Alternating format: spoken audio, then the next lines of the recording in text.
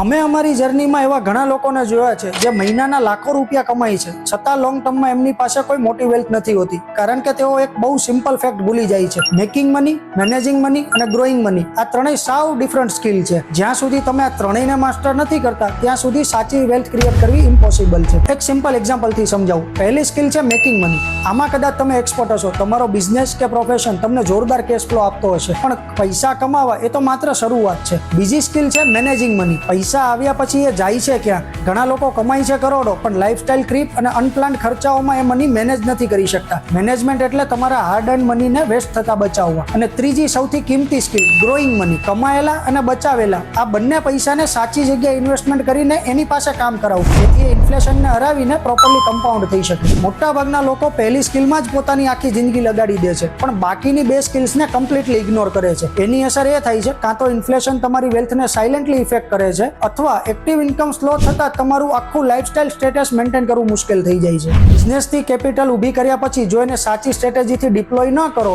તો સાચી financial freedom ક્યારેય નથી મળતી. અને બરાબર આ જ ગેપને પૂરવા માટે કામ કરે છે અમારું મિશન 100, જ્યાં અમારો 100 વિઝનરી ઇન્વેસ્ટર્સને આ ત્રણેય સ્કિલના પરફેક્ટ બેલેન્સ સાથે 100 કરોડ પ્લસની સસ્ટેનેબલ વેલ્થ બિલ્ડ કરવામાં પ્રોફેશનલ ગાઈડન્સ આપવાનો છે. જો તમે પણ માત્ર પૈસા કમાવાના ફેઝમાંથી બહાર નીકળીને સાચી રીતે મેનેજ અને ગ્રો કરવા માંગતા હોય તો કમેન્ટ કે DM કરો. Let's connect and master your money game.